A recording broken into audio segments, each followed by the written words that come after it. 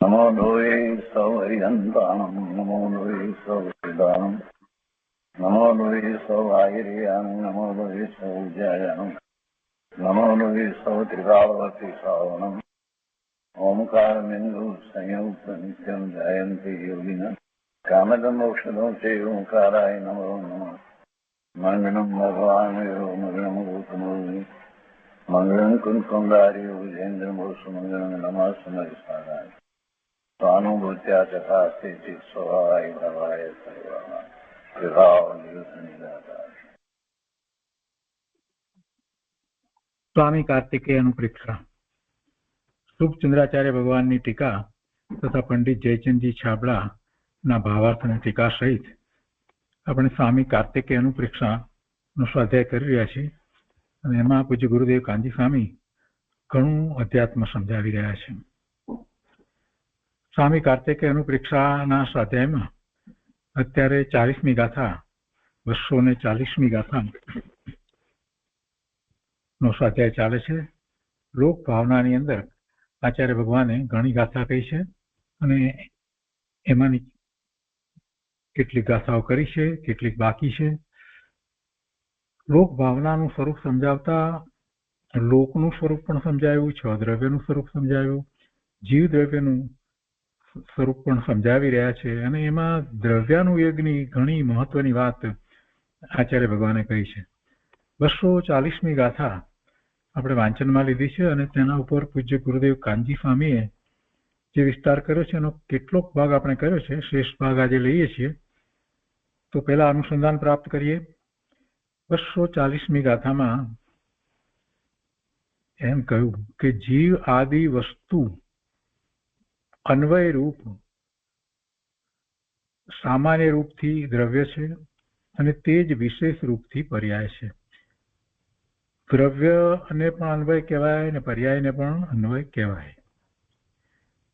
તો જે જીવ આદિ વસ્તુ જે છે અન્વય એટલે સામાન્ય રૂપથી અન્વય એટલે દ્રવ્ય અને વિશેષ રૂપથી અન્વય એટલે પર્યાય. જીવાદિ વસ્તુ અન્વય રૂપ સામાન્ય રૂપથી દ્રવ્ય છે અને તે જ વિશેષ રૂપથી પર્યાય છે. વળી વિશેષ રૂપથી દ્રવ્ય પણ નિરંતર ઉપજે વીણસે છે. વિશેષ રૂપથી એટલે પર્યાય રૂપથી જો વિચારીએ તો દ્રવ્ય પણ નિરંતર ઉપજે વીણસે છે. એટલે જે પર્યાયના ઉત્પાદ વ્યય કહીએ છીએ તો એ પર્યાય નવી પર્યાયનો ઉત્પાદ થયો એની સાથે રહેલું દ્રવ્ય અને બીજી એના પછીની પર્યાયની સાથે રહેલું દ્રવ્ય એ જુદું છે. એ વાત પૂજ્ય ગુરુદેવે આપણને સમજાવી. પહેલા એ વાત આવી ગઈ કે પૂર્વ પર્યાય સહિતનું જે દ્રવ્ય છે એ કારણ છે. માત્ર પૂર્વ પર્યાય છે, પહેલાની પર્યાય છે એ કારણ નહીં, પરંતુ પૂર્વ પર્યાય સહિતનું દ્રવ્ય કારણ છે અને એના પછીની પર્યાય એટલે ઉત્તર પર્યાય સહિતનું દ્રવ્ય તે કાર્ય છે. માત્ર ઉત્તર પર્યાયને કાર્ય કહ્યું નથી, એટલે ત્યાં દ્રવ્યને સાથે લીધું છે. તો એનો અર્થ પછી ગુરુદેવે આગળ વિસ્તારમાં સમજાવ્યો કે એ બીજી પર્યાય જ્યારે થઈ તે વખતનું જે દ્રવ્ય જે છે એ પહેલી પર્યાય વખતના દ્રવ્ય કરતા એ પણ જુદું છે એમ બતાવ્યું. અંદર રહેલા ગુણો એના ક્ષેત્ર એની સત્તા એ અપેક્ષાએ તો એનું ધ્રુવપણું છે, છતાંય આ દ્રવ્ય જે છે બીજી પર્યાય સહિતનું દ્રવ્ય છે એટલે જુદું છે પહેલી પર્યાય સહિતના દ્રવ્ય કરતા. એ વાતને આપણે ફરી અત્યારે અંતરમાં યાદ રાખી અને અહીંયા જે વાત કરી છે તેને સમજીએ. કેમ કે આ ગાથાની અંદર દ્રવ્ય પર્યાયનું સ્વરૂપ કહે છે, દ્રવ્ય પર્યાયનું સ્વરૂપ કહ્યું છે, એટલે આ વાતને આપણે અંદરમાં યાદ રાખવાની છે. આમાં ભાવાર્થમાં પંડિત જયચંદજી છાબડા એ વાત સમજાવી કે અન્વય રૂપ પર્યાયોમાં સામાન્ય ભાવને દ્રવ્ય કહે છે. જો પર્યાયો લઈએ, પર્યાય પર્યાય પર્યાય પર્યાય, બધી જ પર્યાયમાં સામાન્ય શું છે તો દ્રવ્ય છે. કેમ કે એ દરેક પર્યાય કોઈ દ્રવ્યની છે અને એ દ્રવ્ય એનું એ જ છે. જે દ્રવ્યની આ પર્યાય છે એ બધી પર્યાયો એ જ દ્રવ્યની છે. એમાં સામાન્ય રહેલું, બધી પર્યાયમાં સામાન્ય રહેલું એ દ્રવ્ય છે. એટલે કે છે કે એ અન્વય રૂપ પર્યાયોમાં સામાન્ય ભાવને દ્રવ્ય કહે છે. બીજી રીતે આ દ્રવ્યની સમજ આપી છે. આપણે જે સમજ્યા છીએ કે અનંત ગુણનો પિંડ તે દ્રવ્ય જે કહીએ છીએ, અથવા તો ગુણોનો સમૂહ તે દ્રવ્ય જે કહીએ છીએ, એ વ્યાખ્યા ખોટી નથી પડતી, એ સમજવા માટે બરાબર જ છે. પણ અહીંયા જ્યારે પર્યાય દ્રષ્ટિ કરીએ છીએ તો પર્યાયમાં પણ દ્રવ્ય કેવી રીતે છે એ સમજાય છે. પર્યાય જ્યારે જોઈએ છીએ તો એમાં પણ ખરેખર તો જે સામાન્ય રહ્યું છે તે તો દ્રવ્ય છે. એટલે પર્યાય ભાવ કહીએ તો જે પર્યાય ભાવ જે છે એ પલટ્યો છે. એક પર્યાયથી બીજી પર્યાય, એ બંનેમાં પર્યાય ભાવ બદલાયો છે. પણ જે બદલાયો નથી એ ભાવ સામાન્ય રહ્યો છે. એ સામાન્ય ભાવ શું છે? એ દ્રવ્ય છે. એટલે અન્વય રૂપ પર્યાયોમાં સામાન્ય ભાવને દ્રવ્ય કહે છે. તથા વિશેષ ભાવ છે તે પર્યાય છે. વિશેષ ભાવ, દરેક પર્યાયમાં જે ભાવ જુદી જુદી જાતની પર્યાયો છે એટલે એ વિશેષ છે. તો એ વિશેષ ભાવ તે પર્યાય છે. તેથી વિશેષ રૂપથી દ્રવ્યને પણ ઉત્પાદ વ્યય સ્વરૂપ કહે છે. અન્વય રૂપ પર્યાયોમાં સામાન્ય જે છે એ સામાન્ય ભાવ, એ સામાન્ય ભાવને જ્યારે દ્રવ્ય કહ્યું અને વિશેષ ભાવને પર્યાય કહ્યું છે, તો એ સામાન્ય ભાવને દ્રવ્ય કહ્યું છે તો એના ઉપરથી એ વાત આપણને સ્પષ્ટ ખ્યાલમાં આવે છે કે સામાન્ય ભાવ જે છે એ વિશેષ ભાવ સાથે રહેલો છે, પર્યાય સહિત દ્રવ્ય છે. તો પછી કહે છે કે તેથી વિશેષ રૂપથી દ્રવ્યને, એટલે જે સામાન્ય ભાવ હતો એ જે પર્યાયની સાથે રહેલો હતો એને, કેમ કે પર્યાયની સાથે રહેલો ભાવ લેવો છે ને, એટલે કે તેથી વિશેષ રૂપથી દ્રવ્યને પણ ઉત્પાદ વ્યય સ્વરૂપ કહે છે. બીજી રીતે કહીએ તો કોઈ અપેક્ષાએ જે પર્યાય સાથે રહેલું દ્રવ્ય જે છે, જુદી જુદી પર્યાય સાથે રહેલું એનું એ જ દ્રવ્ય જે છે, એમાં પણ ઉત્પાદ વ્યય કહેવામાં આવ્યો છે. જે ગુરુદેવે સમજાવ્યું તે પ્રમાણે બીજા સમયની પર્યાયની અંદર એ દ્રવ્ય જુદું છે. ત્રીજા સમયની પર્યાયની સાથે રહેલું દ્રવ્ય ભલે એનું એ જ છે, ધ્રુવ અપેક્ષાએ એનું એ જ હોવા છતાં એ દ્રવ્ય જુદું છે. એ વાત અહીંયા પંડિતજીએ સમજાવી દીધી. પણ સ્પષ્ટતા કરે છે કે પરંતુ એમ નથી કે પર્યાય દ્રવ્યથી જુદો જ ઉપજે વીણશે છે, એમ નથી. અહીંયા જ્યારે એમ કહ્યું કે દ્રવ્ય પણ ઉત્પાદ વ્યય સ્વરૂપ છે, એમ જ્યારે કહ્યું તો એનો અર્થ એમ નહીં સમજવાનો કે દ્રવ્યના ઉત્પાદ વ્યય જુદા, પર્યાયના ઉત્પાદ વ્યય જુદા. એમ નથી કે પર્યાય દ્રવ્યથી જુદો જ ઉપજે વીણશે છે, એમ નથી. પણ પર્યાયના ઉત્પાદ વ્યય જ્યારે કહેવામાં આવ્યા છે તો એની સાથે દ્રવ્ય રહ્યું છે, તો એ અપેક્ષાથી દ્રવ્યના પણ ઉપજવા અને વીણસવાની વાત કહેવામાં આવી છે. એટલે જ્યારે અભેદ વિવક્ષાથી ભેદ ન પાડીએ ત્યારે અભેદ વિવક્ષાથી તો દ્રવ્ય જ ઉપજે વીણશે છે, તથા ભેદ પાડીને જોઈએ તો ભેદ વિવક્ષાથી દ્રવ્ય અને પર્યાયને જુદા પણ કહીએ છીએ. અને આ વાત જે છે એને પૂજ્ય ગુરુદેવે સમજાવી અને એમાંથી જે પ્રયોજનભૂત વાત છે તે સમજાવી.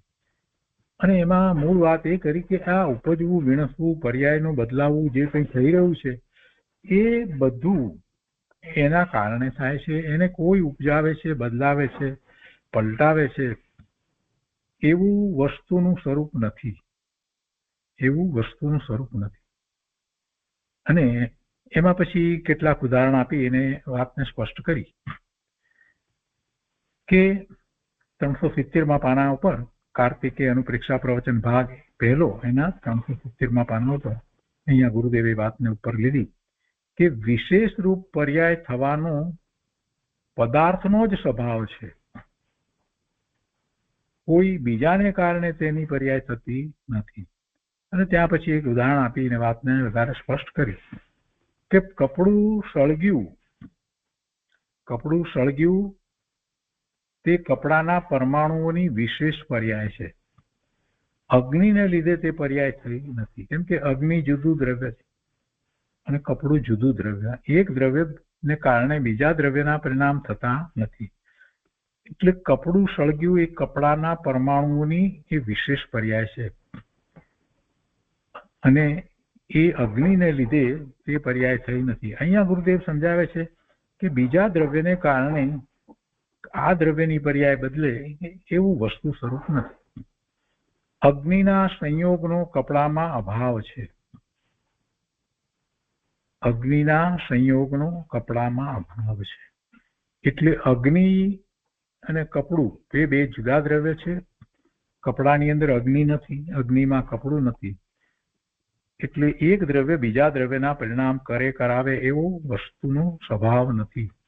એટલે અગ્નિના કારણે કપડું સળગ્યું છે એમ નથી. અગ્નિના સંયોગનો કપડામાં અભાવ છે, કેમ કે એ સંયોગ છે. સંયોગ છે એટલે બે દ્રવ્ય સાથે છે, બસ એટલું. આ ઉદાહરણ આપ્યું અને પછી ગુરુદેવ એના ઉપરથી દ્રાષ્ટાંત સમજાવે છે. સિદ્ધાંતને સમજાવતા કહે છે કે તેમ જ્ઞાન આનંદ સ્વભાવી આત્મા છે, તેમાં રાગ આદિ વિકાર થાય તે સંયોગી ભાવ છે અને તે સંયોગી ભાવમાં જ જેને પોતાપણું ભાસ્યું તે જીવ બહારમાં પર પદાર્થોમાં સંયોગથી કાર્ય થયું એમ માને છે. અહીંયા તો ગુરુદેવે રાગ આદિ વિકાર થાય એ લીધો છે, જે ખરેખર જોવા જઈએ તો જીવના જ પરિણામ છે. એ દ્રવ્ય જુદું નથી, પણ એ પોતાના જ પરિણામ છે. એ જ દ્રવ્યના પરિણામ છે, જીવ દ્રવ્યના જ પરિણામ છે, પણ એ ક્ષણિક પરિણામ છે અને એમાં કોઈક બીજું નિમિત્ત કારણ છે જેને કારણે આવા પરિણામ થયા છે. એટલે એને સંયોગી ભાવ કહેવામાં આવ્યો છે. એ સંયોગ છે. તો એ સંયોગી ભાવ જે છે તો એ સંયોગી ભાવમાં જ જેને પોતાપણું ભાસ્યું તે જીવ બહારમાં પર પદાર્થોમાં સંયોગથી કાર્ય થયું એમ માને છે. સંયોગ અને સંયોગ તરફના ભાવથી મારું ચિદાનંદ સ્વરૂપ ભિન્ન છે.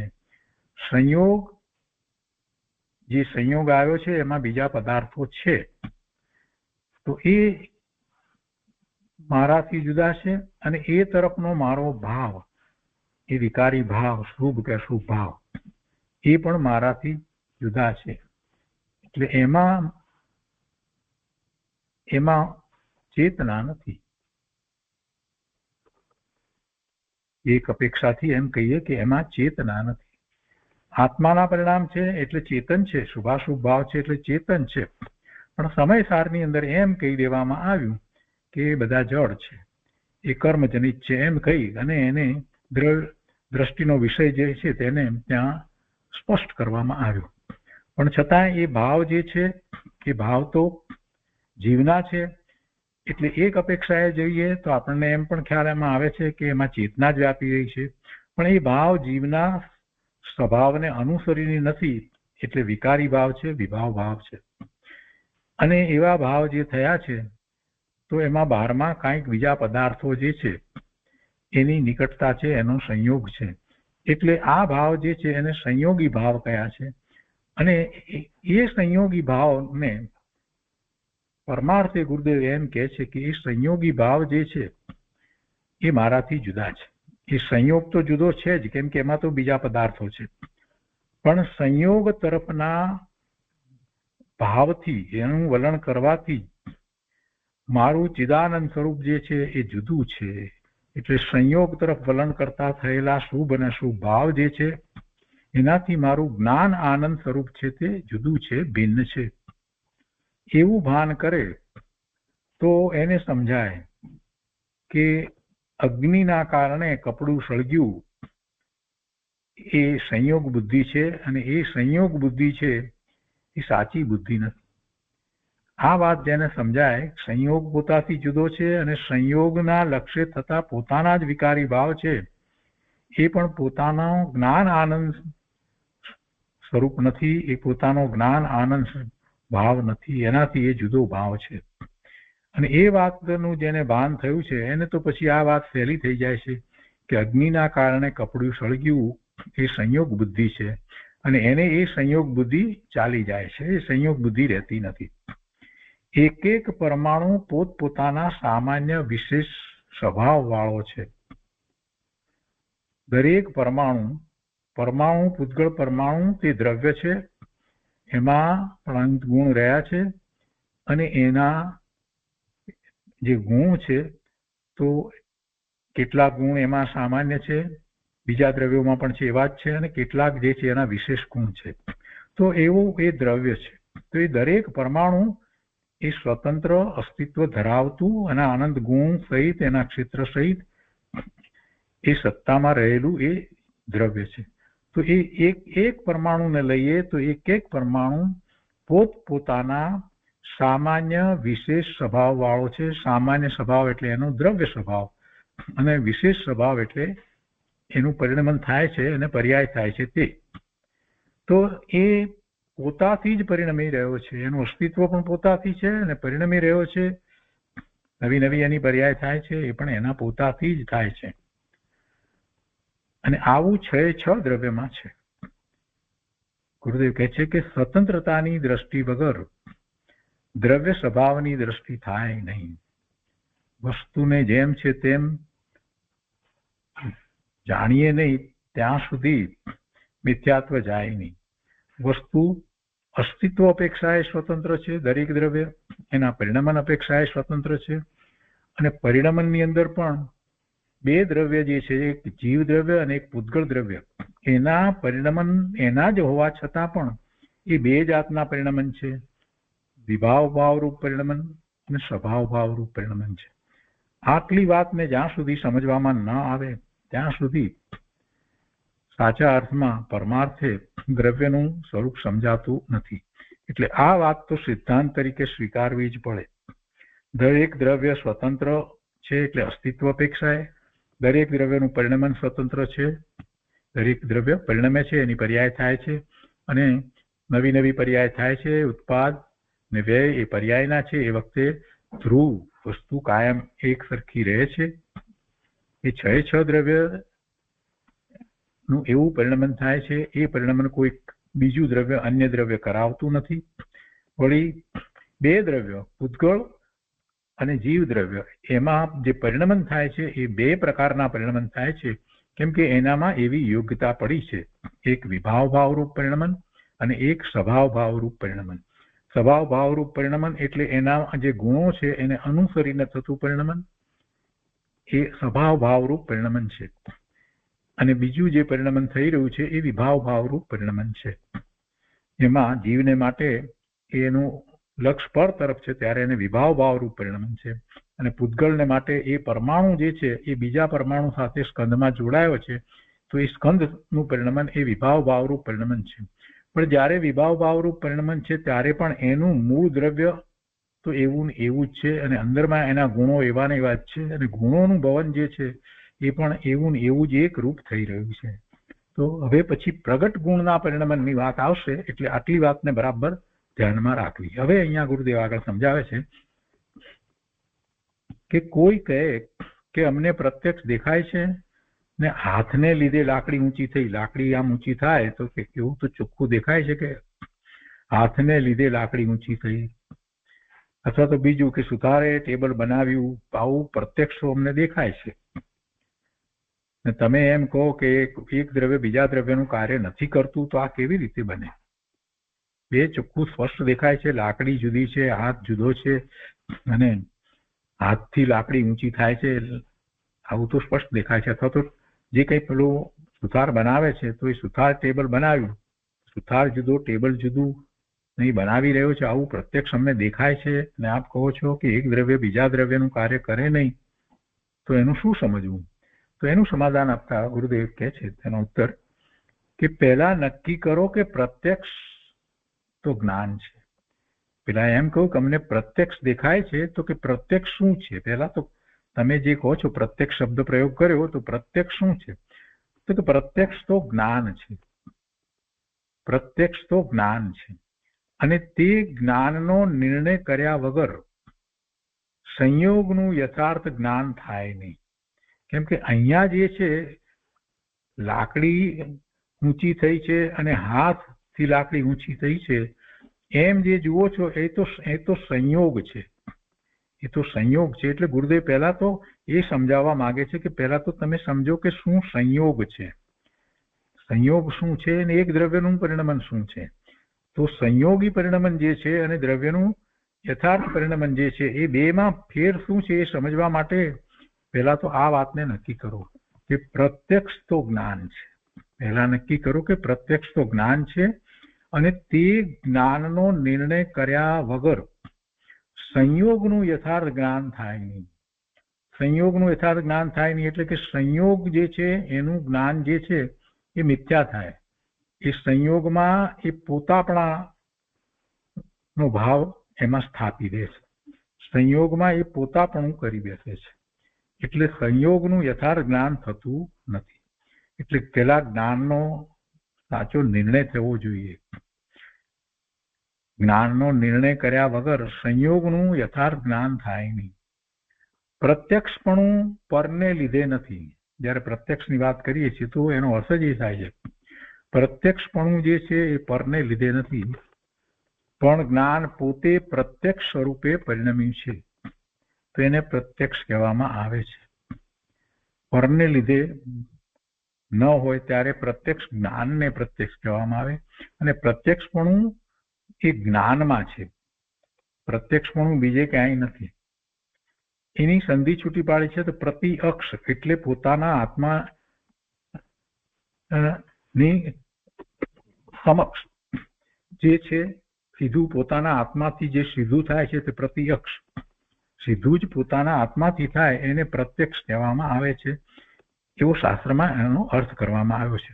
જે જ્ઞાન સીધે સીધું આત્માને થાય છે, સીધે સીધું જ એને પ્રત્યક્ષ કહેવામાં આવે છે. એટલે એમાં જ્ઞેયોની અપેક્ષા રહેતી નથી, એ પ્રત્યક્ષ કહેવાય છે. એટલે પહેલા નક્કી કરો કે પ્રત્યક્ષ તો જ્ઞાન છે ને આ પ્રત્યક્ષ જ્ઞાનનો નિર્ણય થાય તો ખ્યાલ આવે કે આ જે સંયોગનું જે જ્ઞાન આપણે માની રહ્યા છીએ એ જે રીતે માનીએ છીએ એ રીતે નથી. જ્ઞાનનો નિર્ણય કર્યા વગર સંયોગનું યથાર્થ જ્ઞાન થાય નહીં. સંયોગના જ્ઞાનમાં એ પોતાપણાનો ભાવ કરી બેસે છે. એ સંયોગ દ્વારા જ્ઞાન થાય છે તો એ પછી પ્રત્યક્ષ ક્યાં રહ્યું? કહેવાનો આશય એવો છે. સામે સંયોગ છે અને જ્ઞાન થયું તો એ પ્રત્યક્ષ કેવી રીતે કહેવાય? ગુરુદેવ જરાક જુદી રીતે સમજાવે છે. આ આખી તર્કની વાત છે, બહુ શાંતિથી સમજવા જેવી વાત છે. પહેલા નક્કી કરો કે પ્રત્યક્ષ તો જ્ઞાન છે, એક વાત. અને પ્રત્યક્ષનો અર્થ જ એ થાય છે કે સીધું આત્માથી જે થાય છે તે જ્ઞાન પ્રત્યક્ષ છે. અને એટલા માટે તો જ્ઞાનનું પરિણમન જે છે એને પરની અપેક્ષા છે જ નહીં, પર જ્ઞેય છે માટે જ્ઞાન થાય છે એવો જ્ઞાનનો સ્વભાવ જ નથી. એ વાત તો આપણે જાણીએ છીએ.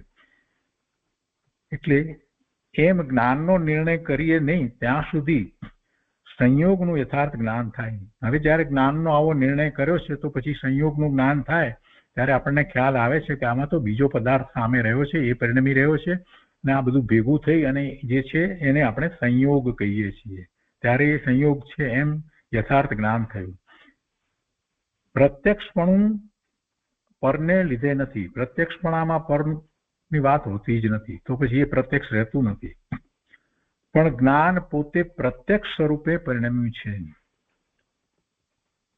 તો સંયોગની અંદર બીજા પદાર્થો છે, બીજા પરિણમી રહ્યા છે અને એનું પોતે જ્ઞાન કરે છે તો એનાથી પોતે જુદો છે, ભિન્ન છે એવું એને જ્યારે જ્ઞાનનું સ્વરૂપ સમજાય ત્યારે ખ્યાલ આવે કે આ લાકડી અને હાથ આ બધો સંયોગ છે, જુદા જુદા પદાર્થો છે, અને એનું પોતે જ્ઞાન કરી રહ્યો છે એ વાતનો એને ખ્યાલ આવે. અને જુદા જુદા પદાર્થો જે છે તે પોતે પોતાથી જ પરિણમી રહ્યા છે, કોઈથી પરિણમતું નથી. એ વાત પછી એને ધીરે ધીરે બેસતી જાય. પણ ગુરુદેવે વધારે વિસ્તારથી આ વાતને સમજાવી છે. ગુરુદેવ અહીંયા કહે છે કે પણ જ્ઞાન પોતે પ્રત્યક્ષ સ્વરૂપે પરિણમ્યું છે, તથા ટેબલ થયું તે વખતે સુથારની હાજરી હતી, પણ પછી ટેબલ 5-10 વર્ષ સુધી સુથારની હાજરી વગર જ ટકી રહ્યું છે ને, તો તેની સમયે સમયે પાછી એ ટેબલની પર્યાય પણ થયા કરે છે ને, તો તેમાં ક્યાં સુથાર છે? તો એ બધી પર્યાયો કેવી રીતે થાય છે? માટે સુથાર વગર જ ટેબલનું કાર્ય થયું છે. સુથાર તો એમાં નિમિત્ત કારણ છે, કેમ કે ટેબલના પરમાણુઓ જુદા છે. જો સુથારને લીધે ટેબલ થયું હોય તો સુથારની ગેરહાજરીમાં ટેબલ રહી શકે નહીં, અને સુથારની ગેરહાજરીમાં ટેબલની અંદર જે ફેરફારો થઈ રહ્યા છે, જે જૂનું થઈ રહ્યું છે, એવું જૂનાપણું પણ થાય નહીં. એમાં એની પર્યાય બદલાઈ રહી છે ને. 10 વર્ષ પહેલા જેવું હતું એવું અત્યારે એ ટેબલ રહ્યું નથી, તો એ બદલાયું છે. તો એ કેવી રીતે બદલાયું છે? એટલે એ બધી એની જે દ્રવ્યની લાકડું છે એની જ પર્યાયો છે, અને એની જ પર્યાય લાકડામાંથી ટેબલ રૂપે થઈ છે. એટલે બધી જ પર્યાયો જે છે એ સ્વયં એનાથી જ થઈ છે. જ્યારે ટેબલનો આકાર પામ્યું, એ લાકડું ટેબલના આકારે થયું, તેમાં સુથાર હતો એ નિમિત્ત કારણ હતો. આગળ ગુરુદેવ સમજાવે છે કે અજ્ઞાની સંયોગ દ્રષ્ટિથી જુએ છે, પણ પદાર્થના સ્વભાવને તે જાણતો નથી. જે સંયોગ છે તેમાં જેટલા પદાર્થ છે, દરેકે દરેક પદાર્થને એને જુદા પાડવા જોઈએ અને એના સ્વભાવનો વિચાર કરવો જોઈએ કે એ પદાર્થ શું પરિણમન કરી શકે. તો એને ખ્યાલ આવે કે દરેક દ્રવ્ય જે છે, દરેક દ્રવ્ય એ પોતે પોતાનું જ પરિણમન કરે, એ અન્યનું પરિણમન કરતું નથી, કરાવતું નથી, અને અન્ય રૂપે પરિણમન કરતું નથી. લાકડું ચેતન રૂપે સુથાર રૂપે પરિણમન કરે નહીં, લાકડું સુથારના ભાવ રૂપે પરિણમન કરે નહીં. આ બધી વાત એમાંથી આપણને પ્રાપ્ત થાય છે. ગુરુદેવ કહે છે કે અજ્ઞાની સંયોગ દ્રષ્ટિથી જુએ છે, પણ પદાર્થના સ્વભાવને તે જાણતો નથી. પદાર્થ સામાન્ય વિશેષ સ્વભાવ વાળો છે, તેની વિશેષ પર્યાય નિમિત્તને કારણે થતી નથી. વિશેષ એટલે પર્યાય. દરેક પદાર્થ છે તે સામાન્ય અને વિશેષ સ્વભાવ વાળો છે, એટલે પર્યાય અને દ્રવ્ય સ્વભાવ. તો એ વિશેષ એવી જે પર્યાય છે તે બીજા દ્રવ્યને કારણે, જેને આપણે નિમિત્ત કહીએ છીએ, એને કારણે થતી નથી, પણ સામાન્યના આશ્રયે વિશેષ થાય છે. દ્રવ્ય સામાન્ય, એના આશ્રયે એવી વિશેષ એટલે પર્યાય થાય છે. જો પરને કારણે પર્યાય થાય તો તે વખતે પદાર્થનું વિશેષ શું રહ્યું?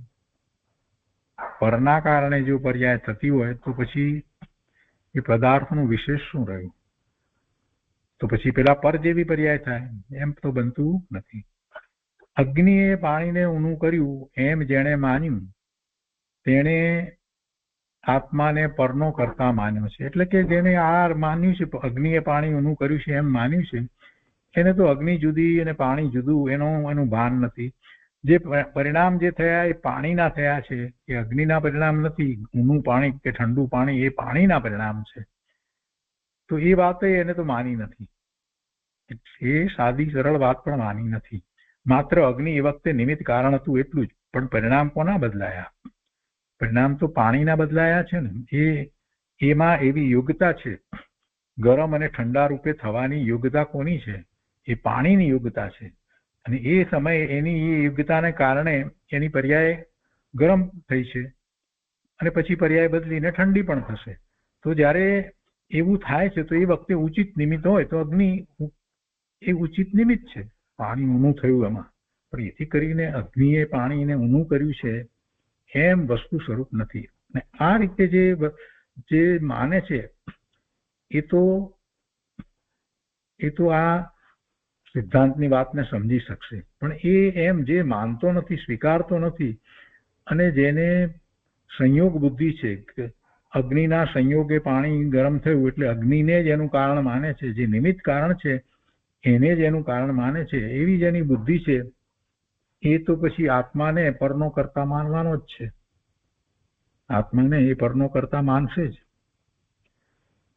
એક રજકણ બીજા રજકણને કરે એવી જેની મિથ્યા માન્યતા છે, તેની માન્યતામાં આત્મા પરનું કાર્ય કરે, પરના કાર્યનો આત્મા કરતા થાય એવી મિથ્યા માન્યતા પડી જ છે. અગ્નિથી પાણી ઊનું થાય એવું માને એનો અર્થ જ એને એમ છે કે એક દ્રવ્ય બીજા દ્રવ્યનું કાર્ય કરે, એટલે પોતે જીવ દ્રવ્ય બીજાના કાર્યો કરે, એટલે પરનું કરતાપણું તો એને સતત પડ્યું જ છે. આ પરનું કરતાપણું જ્યાં સુધી જાય નહીં ત્યાં સુધી સમ્યક દર્શન થાય નહીં.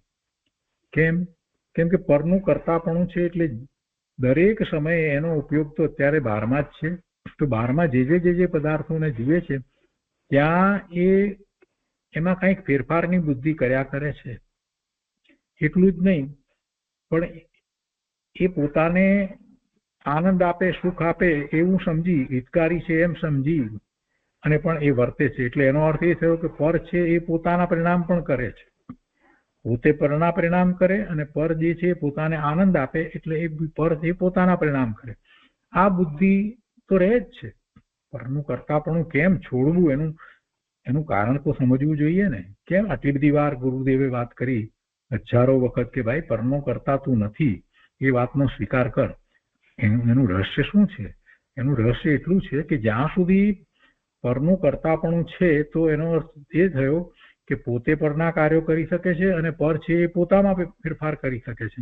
પર પદાર્થ પોતાના પરિણામ બદલે, પોતાને આનંદ ઉપજાવે, સુખ ઉપજાવે એવી માન્યતા પણ સાથે રહેલી છે. અને પર પદાર્થોને પોતે લાવી શકે, મૂકી શકે, રાખી શકે, ફેરફાર કરી શકે એવી માન્યતા પણ પડેલી છે. તો હવે એમાં રહેલો એવી ઊંધી માન્યતામાં રહેલો જીવ સ્વ તરફ ક્યાંથી વળશે? એ વળી શકે જ નહીં. એટલે પરનું કરતાપણું પૂરેપૂરું સમજપૂર્વક જ્યાં સુધી છૂટતું નથી ત્યાં સુધી આત્મા તરફ દ્રષ્ટિ જતી નથી અને સમ્યક દર્શન થતું નથી. એટલે સૌથી પહેલી વાત ગુરુદેવે આ જ કરી છે, પરનું કરતાપણું છોડાવ્યું છે.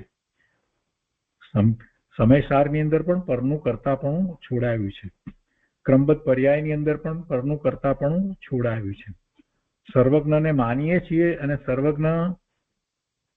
સર્વજ્ઞતા છે એનો જ્યારે સ્વીકાર કરીએ છીએ તો એ વાતમાં પણ નક્કી થઈ જાય છે કે બધી પર્યાયો જે થવા યોગ્ય છે તે જ થઈ રહી છે, એમાં પોતે કાંઈ કરી શકતો નથી. એમ કરીને પણ પોતે પરનું કરતાપણું છોડી શકે છે. આ પરનું કરતાપણું છોડવાનું મહત્વ છે. અને એવું પરનું કરતાપણું જ્યાં સુધી છોડશે નહીં ત્યાં સુધી સમ્યક દર્શન નહીં થાય. એટલે આ વાત ચાલી રહી છે. ગુરુદેવ કહે છે કે તેની માન્યતામાં એ પરનું કરતાપણું તો રહ્યું જ છે. એ મિથ્યા માન્યતા એને પડી જ છે કે એક રજકણ બીજા રજકણનું કાંઈ પણ કરે એ મિથ્યા માન્યતા એનામાં પડી જ છે. અને એમ છે એટલે જ એ એમ માને છે કે પાણીને અગ્નિ ગરમ કરે છે. એને એમ જ છે. કુંભાર ઘડાને બનાવે છે, સુતાર ટેબલ બનાવે છે. આ બધી માન્યતા જે છે એ પરના કરતાપણાની માન્યતા છે. એક દ્રવ્ય બીજા દ્રવ્યનું કાર્ય કરે એવી ઊંધી જ માન્યતા છે. એટલે એ મિથ્યા દ્રષ્ટિ છે અને એ મિથ્યા માન્યતા પડી જ છે. હવે સમજાવે છે કે વ્યવહારનયના કથનમાં સ્વદ્રવ્ય અને પરદ્રવ્યને કારણ કાર્યપણું કહેવામાં આવે છે. એ વ્યવહારથી કહેવામાં આવે, સમજાવવામાં આવે ત્યારે એવી વાત કહેવામાં આવે છે. પણ ખરેખર એમ નથી. ખરેખર એમ નથી. સ્વદ્રવ્ય અને પરદ્રવ્ય ભિન્ન ભિન્ન છે. તેમને કારણ કાર્યપણું નથી. એક દ્રવ્ય કારણ અને બીજું દ્રવ્ય એ કાર્ય રૂપે ઉપજે એવું તો બનતું નથી. કોઈ દ્રવ્યને કારણે કાર્ય થતું નથી. એટલે બે દ્રવ્ય વચ્ચે કારણ કાર્યપણાનો ભાવ ન હોય, નિમિત્ત નૈમિતિક ભાવ હોય. એમાં જે દ્રવ્ય પરિણમી રહ્યું છે અને નવી પર્યાય થઈ એ નૈમિતિક છે અને એ વખતે બીજું દ્રવ્ય છે તે નિમિત્ત છે. તો બે દ્રવ્ય વચ્ચે નિમિત્ત નૈમિતિક સંબંધ હોઈ શકે, પરંતુ કારણ કાર્યપણાનો સંબંધ બે દ્રવ્ય વચ્ચે હોય નહીં. કારણ કાર્ય પણ એક જ દ્રવ્યમાં હોય, એ જ દ્રવ્ય જે છે એની અંદર જ કાર્ય થાય. ન્યાયના શાસ્ત્રોમાં અન્યમતિની સામે નિમિત્તને સિદ્ધ કરવા માટે અન્વય વ્યતિરેકથી નિમિત્તનું કથન કર્યું હોય છે. આ ગુરુદેવ અહીંયા એક વાત બીજી સમજાવે છે કે અન્ય મતની અંદર કેટલાક મતમાં તો બીજા પદાર્થને જ માનતા નથી, તો બીજો પદાર્થ પણ છે, બીજો પદાર્થ પણ એ વખતે છે એમ બતાવવું છે. એટલે એમાં એક કાર્ય થઈ રહ્યું છે તો બીજું જે ત્યાં દ્રવ્ય રહ્યું છે જે આને અનુકૂળ છે, આના કાર્યને, એને નિમિત્ત કહેવામાં આવે છે. અને એ દ્વારા બીજું દ્રવ્ય પણ છે, એની ઉપસ્થિતિ ત્યાં છે એ સમજાવવું છે. એટલે એ સમજાવવા માટે આ વાત નિમિત્તની વાત કરવામાં આવે છે, બીજા દ્રવ્યની વાત કરવામાં આવે છે. બીજા દ્રવ્ય સાથેનો એનો સંબંધ જે છે એ કારણ કાર્ય પ્રમાણનો નથી, પણ નિમિત્ત નૈમિત્તિકનો સંબંધ હોય છે. તો એ એટલા માટે કહેવામાં આવે છે. શું કહે છે ગુરુદેવ કે ન્યાયના શાસ્ત્રોમાં અન્ય મતની સામે નિમિત્તને સિદ્ધ કરવા માટે અન્વય વ્યતિરેકથી નિમિત્તનું કથન કર્યું હોય છે. એટલે અન્વય વ્યતિરેક, અન્વય બદલે છે એટલે પર્યાય થાય છે, નવી નવી બદલાય છે, અને એ વખતે કોઈ બીજું નિમિત્ત છે તો એ નિમિત્તનું કથન કર્યું હોય છે. એટલે જે વાત બીજા કેટલાક શાસ્ત્ર, બીજા અન્ય મતની અંદર કેટલાક મતમાં નથી, તો એ ત્યાં સિદ્ધ કરવામાં આવ્યું છે. જેઓ જગતમાં પર વસ્તુને માનતા જ નથી, કેટલાક મત એવા છે કે જે બીજી વસ્તુને માનતા જ નથી, એક જ બ્રહ્મ એમ કરીને ચાલી રહ્યા છે ને, જે એમ નથી. બીજા દ્રવ્યો છે, બીજા દ્રવ્યોનું અસ્તિત્વ છે, બીજા દ્રવ્યનું પરિણમન છે, તો એ બધી વાતનો સ્વીકાર કરતા જ નથી, બીજા દ્રવ્યને માનતા જ નથી, તેવા મત. એટલે એ નથી માનતા તો પછી બીજું દ્રવ્ય જે છે એ શું છે, તો કે એ નિમિત્ત છે, એ વાત પણ એ માનતા નથી. એટલે નિમિત્તને માનતા જ નથી, બીજા દ્રવ્યને જ માનતા નથી, તો નિમિત્તને ક્યાંથી માને? આપણે માનીએ છીએ નિમિત્તને, પણ નિમિત્તને નિમિત્ત તરીકે માનીએ છીએ, નિમિત્તને કર્તા તરીકે માનતા નથી. તો કે જે લોકો બીજા દ્રવ્યને જ માનતા નથી, નિમિત્તને જ માનતા નથી, તો એવા જીવોની સામે નિમિત્તનું અસ્તિત્વ સાબિત કરવા માટે ત્યાં એમ કહ્યું છે કે નિમિત્ત હોય તો કાર્ય થાય, નિમિત્ત ન હોય તો કાર્ય ન થાય. પણ આ બધા વ્યવહારનયના કથન છે, એને એમ જ જાણવા. એમાં એમ કહેવાનો આશય નથી કે નિમિત્ત પોતે કાર્ય કરે છે, એવું કહેવાનો આશય નથી, માત્ર એની હાજરી છે. ત્યાં નિમિત્તને લીધે કાર્ય થાય છે એમ નથી બતાવવું, પણ કાર્ય થાય છે ત્યારે બીજું દ્રવ્ય હોય છે એમ બતાવવું છે. આગળ કહે છે કે રાગનો નિરોધ કરવો તે પણ વ્યવહારનું કથન છે. બહુ બધી વાત સૂક્ષ્મ છે, શાંતિથી વિચારવામાં નહીં આવે તો સમજાવી મુશ્કેલ છે. અહીંયા કહે છે ગુરુદેવ કે રાગનો નિરોધ કરવો તે પણ વ્યવહારનું કથન છે. રાગનો નિરોધ કરે, જે વર્તમાન રાગ છે તે તો ઉત્પાદ રૂપ છે, એ તો ઉત્પાદ રૂપ છે. ઉત્પાદનો તે જ સમયે વ્યય થાય નહીં. જે રાગ અત્યારે થયો તેનો એ જ સમય કઈ વ્યય થતો નથી, એનો કાળ જેટલો છે તેટલો હવે તો રહે છે. એટલે અત્યારે વર્તમાનમાં રાગ છે, એનું જ્ઞાન થાય છે, તો એ ઉત્પાદ થયો એ જ વખતે એનો વ્યય નથી થતો. એ થઈ ગયો ઉત્પાદ પછી વ્યય થાય છે. ઉત્પાદનો અને વ્યયનો કાળ, અહીંયા એ જ રાગનો ઉત્પાદનો અને વ્યયનો કાળ જે છે એ એની અપેક્ષાથી વિચાર કરીએ તો કહે છે કે ઉત્પાદનો તે જ સમયે વ્યય થાય નહીં, અને પછી જયારે વ્યય થઈ ગયો તો પછી તો રાગ ટળી જ ગયો, તો એમાં પછી રાગને ટાળવો એ વાત રહેતી નથી. એ વખતે તો પછી રાગ છે જ નહીં, તો રાગને ટાળવાનું ક્યાં રહ્યું? અહીંયા છે ને રાગનો નિરોધ કરવો એટલે રાગને ટાળવો એમ અર્થ સમજવાનો, કે રાગને ટાળવો તો એ વાત રહેતી નથી. રાગ થયા પછી, થઈ ગયા પછી ટાળવાનું બનતું નથી, ને ટળી ગયા પછીથી ક્યાં ખબર છે, તો તેને ટાળવાનું ક્યાં રહ્યું? તો વસ્તુ સ્વભાવના આશ્રય વિતરાગ ભાવ પ્રગટ્યો, ત્યાં રાગની ઉત્પત્તિ જ ન થઈ, તેથી ઉપચારથી કહેવાય કે રાગનો નિરોધ કર્યો. તો પછી રાગને ટાળવો કેવી રીતે, તો એનો પુરુષાર્થ સમજાયો. રાગ કેવી રીતે ટળે.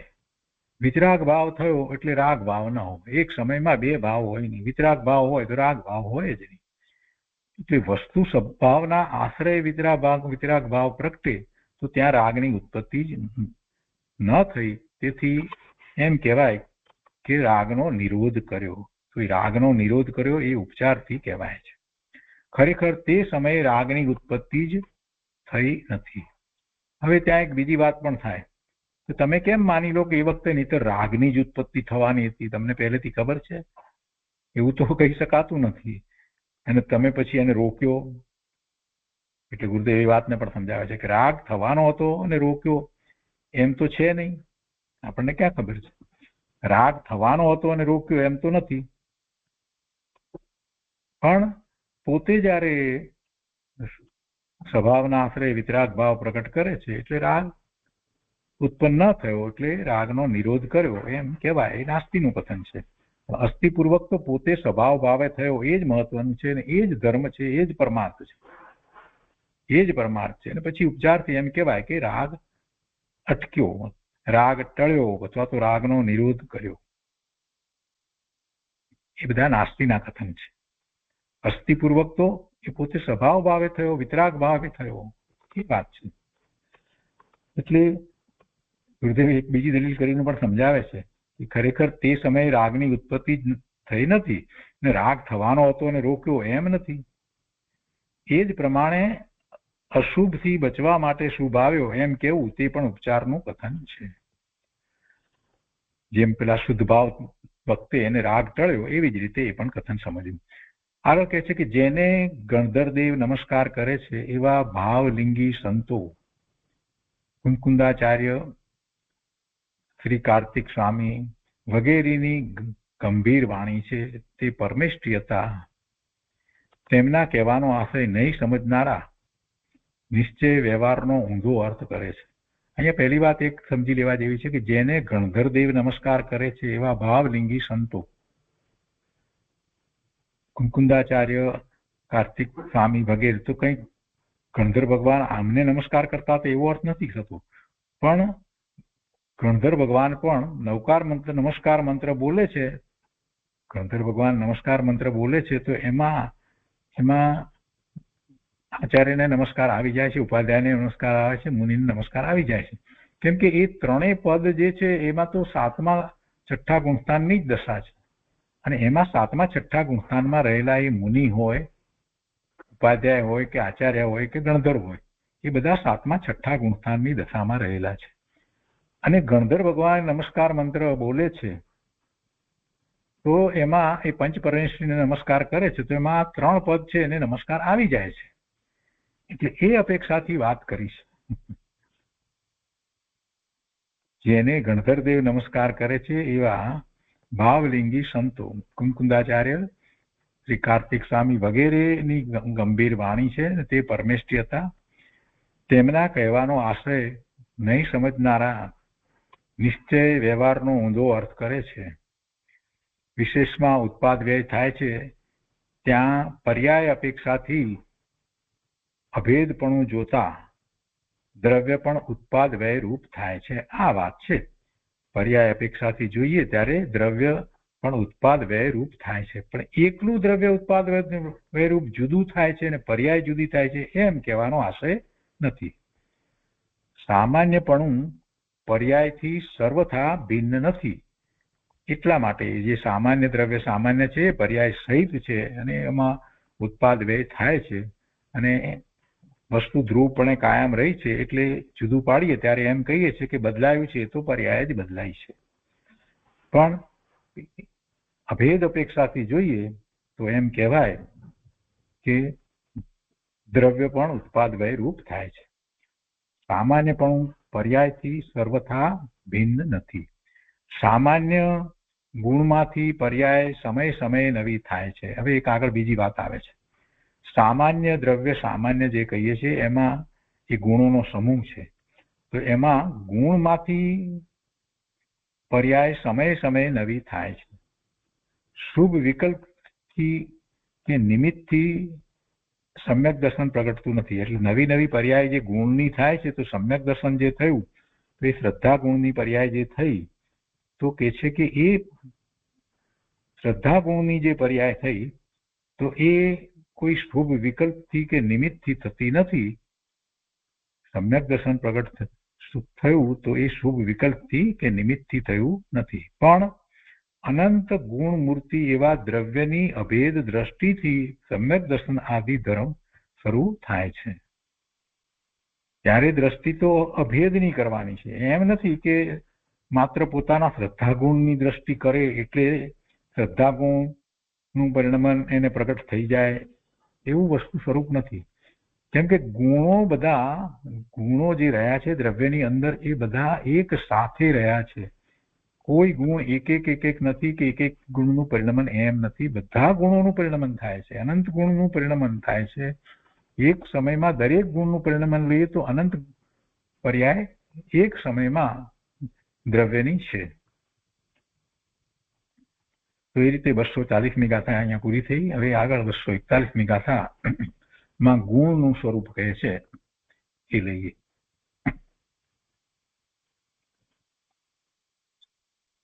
ગાથા 241 સંસ્કૃતમાં આ રીતે છે. સદસ્ય યહ પરિણામ અનાદિ નિધન ભવેત ગુણ સહ સામાન્ય સ્વરૂપ ઉત્પદ્યતે નશ્યતિ નૈવ.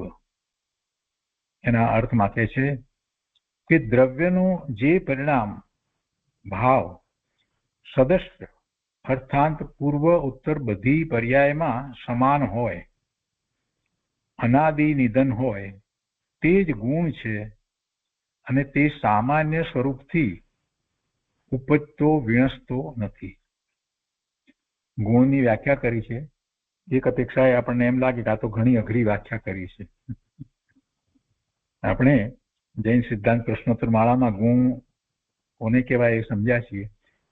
જે દ્રવ્યની દરેક અવસ્થા વિશે રહે છે અને તેનો ક્યારેય નાશ થતો નથી, અને એ બધા ગુણો જે છે એના સમૂહરૂપ દ્રવ્ય છે. એ વસ્તુ આપણે ત્યાં સમજ્યા છીએ. એ દરેક કોઈ પણ અવસ્થા હોય ત્યારે ગુણ તો ગુણ તરીકે દ્રવ્યમાં રહ્યો જ છે. એટલે એ રીતે જે વાતને આપણે સમજ્યા છીએ ગુણ તરીકે જે સમજીએ છીએ એવા અનંત ગુણનો સમૂહ એ દ્રવ્ય છે, જીવ દ્રવ્ય છે.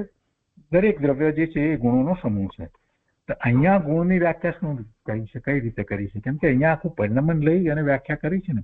તમે પરિણમનને વિઝ્યુલાઇઝ કરતા હો, વસ્તુ પરિણમી રહી છે, પરિણમી રહી છે, પરિણમી રહી છે, બદલાઈ રહી છે, બદલાઈ રહી છે, તો એમાં તમારે ગુણ શોધવો હોય તો તમે કેવી રીતે શોધશો? એ વિચાર કરો તો અહીંયા ખ્યાલ આવે કે આ વ્યાખ્યામાંથી આપણને ગુણ દેખાય છે કે દ્રવ્યનો જે પરિણામ ભાવ પરિણમી રહ્યું છે એમાં જે સદસ્ય એક સરખો એટલે દ્રવ્યનો જે પરિણામ ભાવ સદસ્ય અર્થાંત પૂર્વ ઉત્તર બધી પર્યાયોમાં સમાન હોય.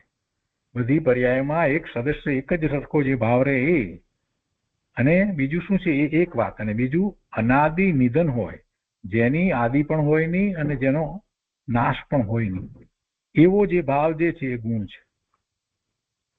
અને તે સામાન્ય સ્વરૂપથી ઉપજતો વિણસતો નથી. અને તે સામાન્ય સ્વરૂપથી ઉપજતો વિણસતો નથી.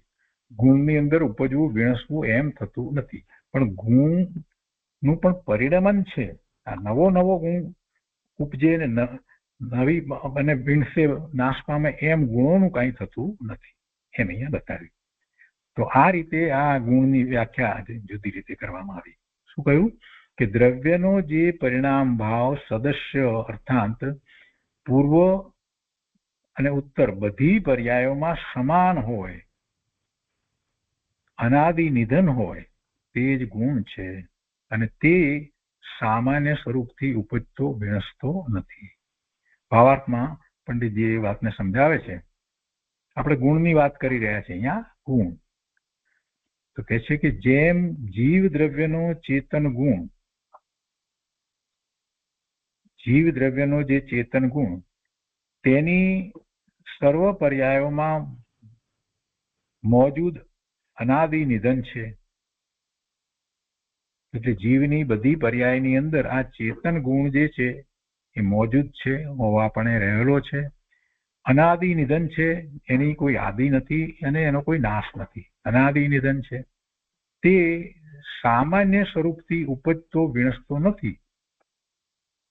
જે દ્રવ્ય સામાન્ય જે છે એ રીતે એનો અર્થ કરીએ તો પણ કે એ રીતે ઉપજવું વિણસવું નથી, પણ વિશેષ રૂપથી પર્યાયમાં પ્રગટ વ્યક્ત રૂપ થાય છે, એટલે એનું પરિણમન થાય છે.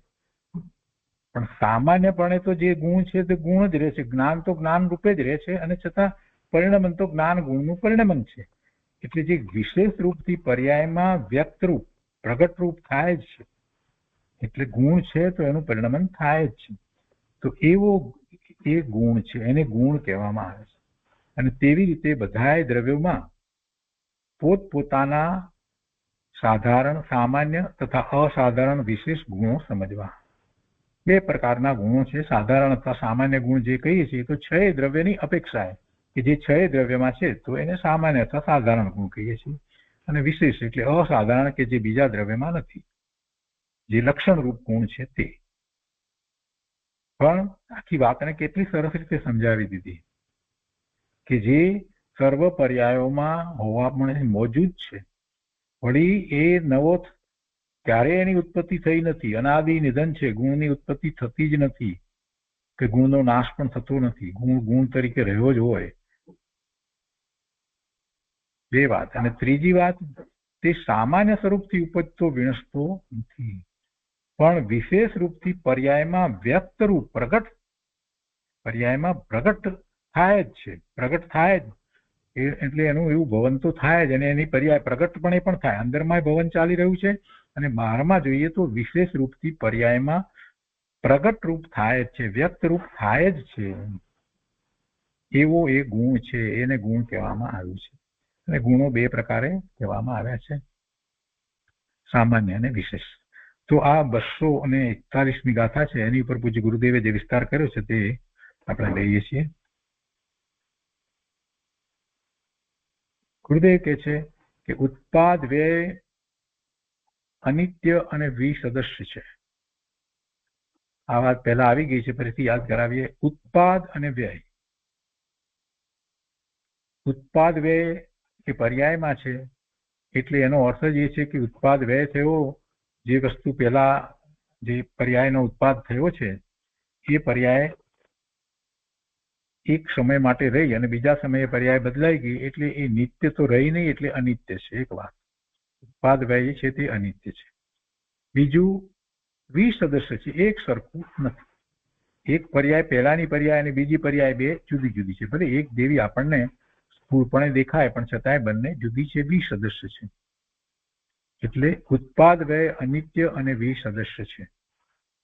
અને ગુણ ત્રિકાળ સામાન્ય એક રૂપ રહે છે, એમાં બદલાવ આવતો નથી. જ્ઞાન જ્ઞાન રૂપે જ રહે છે, એ બીજા ગુણ રૂપે થતું નથી, એમાં કોઈ ફેર પડતો નથી. એટલે ગુણ ત્રિકાળ સામાન્ય એક રૂપ રહે છે. વ્યય વ્યય તે અભાવ રૂપ ભાવ છે, તેથી અનિત્ય છે. અને ઉત્પાદ તે એક સમયનો ભાવ છે, તે પણ અનિત્ય છે. એટલે ઉત્પાદ વ્યય છે તે અનિત્ય છે. અને ધ્રુવ છે તે નિત્ય ભાવ છે. ધ્રુવ છે તે નિત્ય ભાવ છે. કેવળ જ્ઞાન પણ ગુણ નથી, એ પર્યાય છે. કેવળ જ્ઞાન એ પર્યાય છે. તો ગુણ શું છે? જ્ઞાન ગુણ છે. જ્ઞાન ગુણની કેવળ જ્ઞાન એ પર્યાય છે. તો પર્યાય છે તો એ કેવળ જ્ઞાન પણ દરેક સમયે કેવળ જ્ઞાનની પર્યાય જુદી જુદી થયા કરે. કેવળ જ્ઞાન પણ ગુણ નથી, અને તે પણ એક સમયની કેવળ જ્ઞાનની પર્યાય, બીજા સમયે પણ કેવળ જ્ઞાનની પર્યાય, ત્રીજા સમયે, દરેક સમયે કેવળ જ્ઞાનની જ પર્યાય એવી ને એવી જ થયા કરે કે જે જ્ઞેય માત્રને જાણે છતાં પણ એ એક એક સમયની ગણાય, એટલે ક્ષણિક પર્યાય છે. અને બીજી અપેક્ષાએ જરાક વિચાર કરીએ ને તો આપણને ખ્યાલ પણ આવે કે કેવળ જ્ઞાનની પર્યાય પણ ભગવાનને કેવળ જ્ઞાન થયું, અને અત્યારે જે કેવળ જ્ઞાનની પર્યાય એ બીજા સમયે કેવળ જ્ઞાનની પર્યાય છે ને, એમાં એ જુદી છે. પહેલા સમયના કેવળ જ્ઞાનની પર્યાય કરતા બીજા સમયની કેવળ જ્ઞાનની પર્યાય જુદી છે. કેમ કે એમાં જગતનું સ્વરૂપ જે છે એ જુદું દેખાય છે કે આખા જગતના બધા પદાર્થો પરિણમ્યા છે, તો બીજા સમયે પરિણમ્યા સહિતની એ પર્યાય છે. ત્રીજા સમયે એ પરિણમ્યા સહિત કે અત્યારે વર્તમાન તરીકે એની આ પર્યાય છે. બધી જ પર્યાયો સાથે દેખાય છે એ વાત બરાબર, પણ અત્યારે વર્તમાન તરીકે જુદી છે. એટલે એક અપેક્ષાથી જોઈએ તો કેવળ જ્ઞાનની દરેક સમયની પર્યાય પણ જુદી જુદી છે. આ સમજાય એવી વાત છે. શું કહે છે અહીંયા કે કેવળ જ્ઞાન પણ ગુણ નથી, તે ક્ષણિક પર્યાય છે. જ્ઞાન ગુણ છે તે ધ્રુવ સદસ્ય છે. જ્ઞાન જ્ઞાન જ્ઞાન એ ધ્રુવ સદસ્ય છે. તે એકેન્દ્રિય અવસ્થાથી સિદ્ધ દશા સુધીમાં ત્રિકાળ એક રૂપ રહે છે. જ્ઞાન ગુણ એક રૂપ રહે છે અને એની જે અવસ્થાઓ બદલાય છે એ જ્ઞાનની પર્યાય, અને એમાં કેવળ જ્ઞાનની પર્યાય થાય છે ત્યાર પછીથી એ જીવ સિદ્ધ થાય છે. તો એકેન્દ્રિય વખતે જે જ્ઞાન ગુણ હતો એનો એ જ જ્ઞાન એવો ને એવો જ રહ્યો, પણ બદલાયું શું છે? અવસ્થા બદલાય છે. પહેલા જે જ્ઞાનની અવસ્થા હતી અને હવે જે જ્ઞાનની અવસ્થા છે એમાં ફેર છે. એકેન્દ્રિય અવસ્થાથી સિદ્ધ દશા સુધીમાં ત્રિકાળ જ્ઞાન ગુણ એક રૂપ રહે છે. એ દ્રવ્યાર્થિક નયનો વિષય છે, એટલે કે દ્રવ્ય નયનો વિષય. એ ત્રિકાળી દ્રવ્ય સામાન્ય છે અને પર્યાર્થિક નયનો વિષય એ વર્તમાન વિશેષ છે. એ બંને મળી અને પ્રમાણ જ્ઞાનનો વિષય છે. આ વાત આપણે જાણીએ છીએ. દ્રવ્ય સામાન્ય અને પર્યાય બે મળી અને એ પ્રમાણ જ્ઞાન કરીએ છીએ. ભાવાર્થમાં અહીંયા કહે છે કે જેમ જીવ દ્રવ્યનો ચેતન ગુણ તેની સર્વ અવસ્થામાં રહે છે, અનાદિ અનંત પરમ પારિણામિક ભાવ છે, તે ધ્રુવ સામાન્ય સ્વભાવ નિત્ય છે.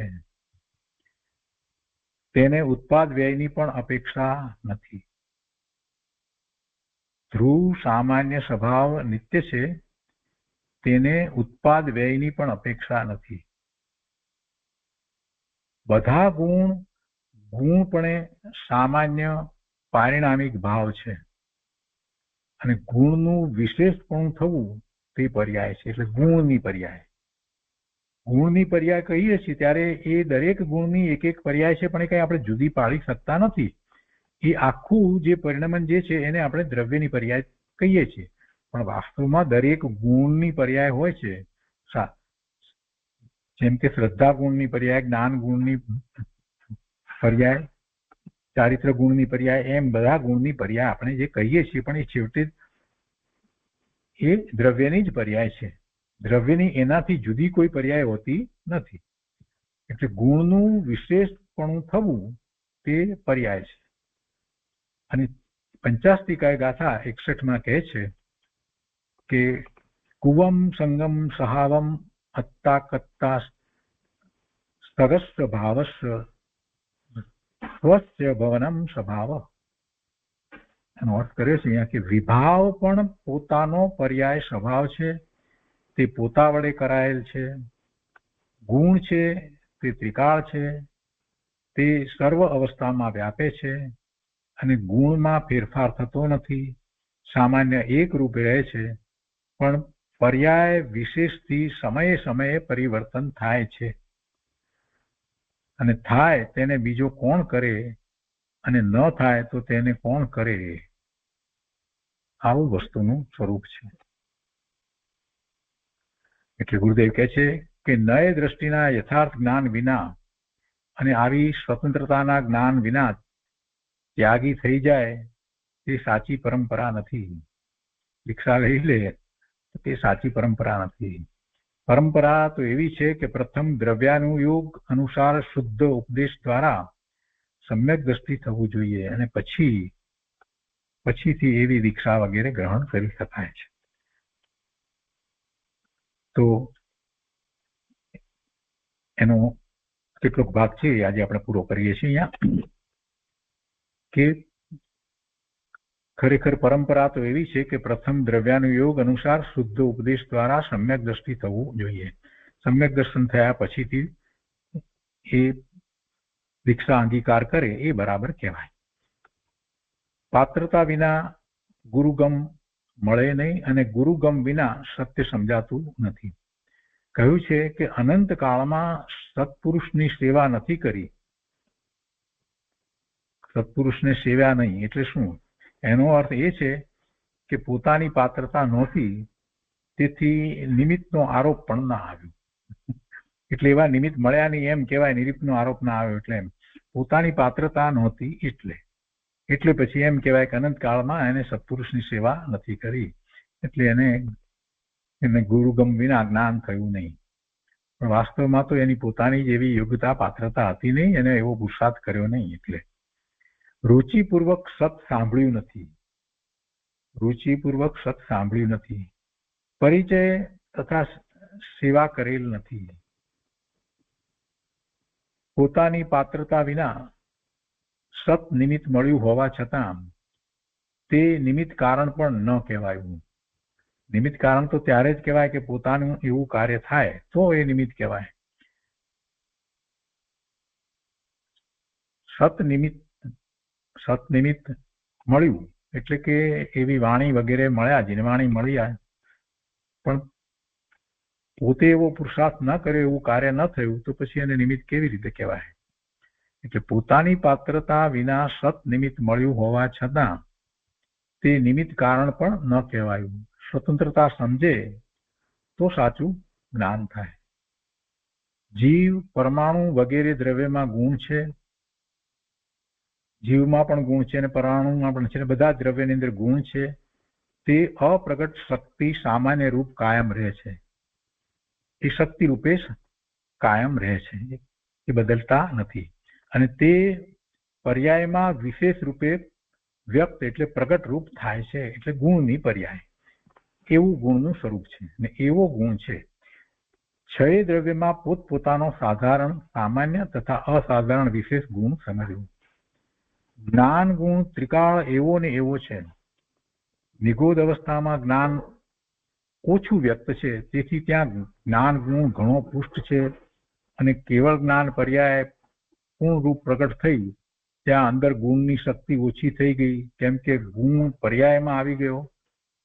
એવું વસ્તુ સ્વરૂપ નથી. ગુણ તો ગુણ તરીકે એવો ને એવો જ રહે છે. પ્રગટતામાં ફેર છે.